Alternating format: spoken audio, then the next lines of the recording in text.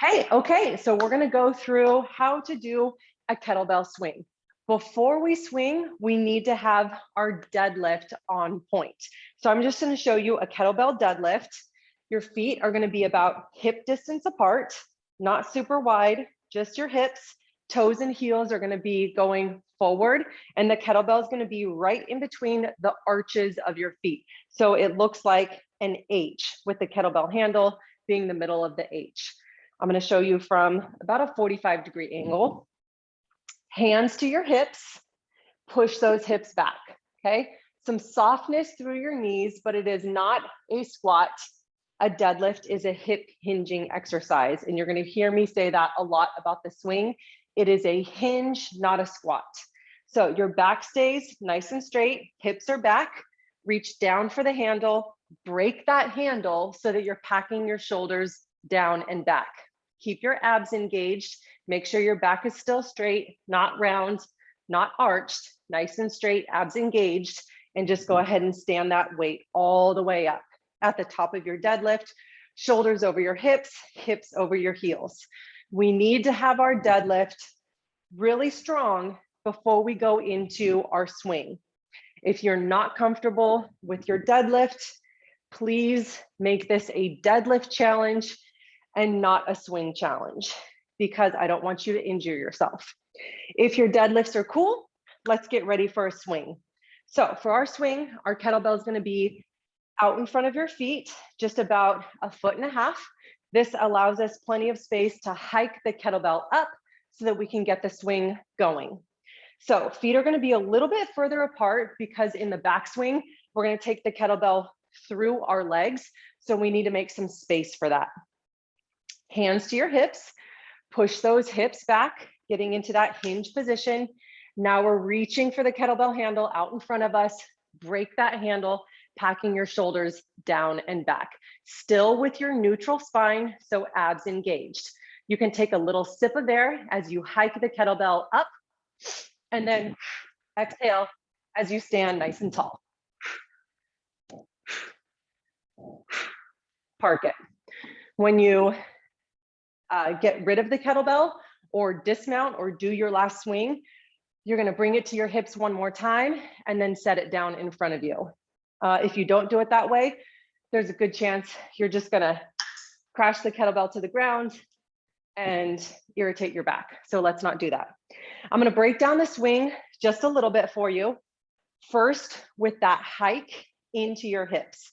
So hips back, grab that kettlebell handle. The hike is super important because this is where we get our momentum.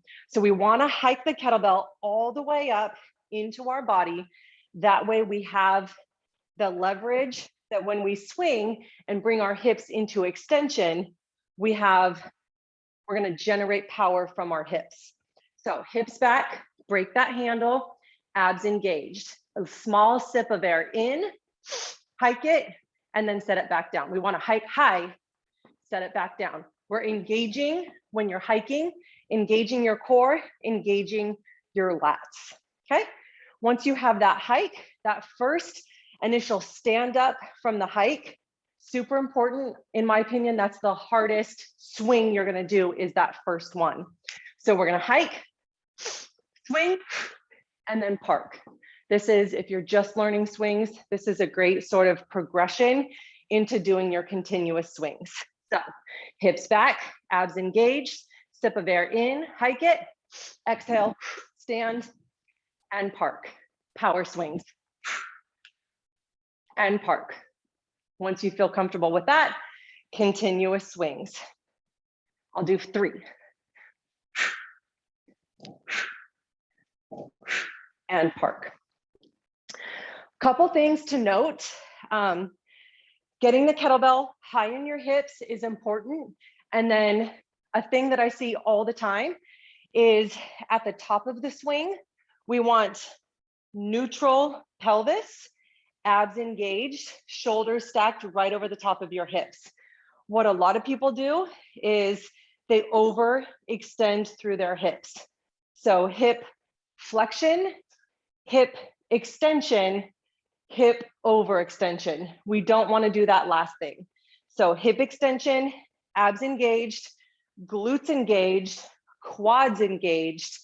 We want to be here at the top of the swing with relaxed arms, but shoulders packed and lats packed, as opposed to here. This is gonna, your back is not gonna be happy if you're in that position every time you swing. So one of the ways that we avoid that is really staying tight with your core. If you were anticipating that someone was gonna karate chop you or sucker punch you right in the gut, you know how you would kind of flex and get ready for it.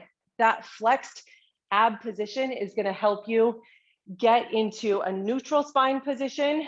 If you aren't in that kind of flexed ab, like ready to go, there's more of a tendency to do this. It's hard to be here and have a tight six pack. That's going to be more here. So keep that in mind at the top of your swing. Neutral pelvis, shoulders right on top of your hips, hips right on top of your heels. I'm going to show you that one more time. Hike it, stand.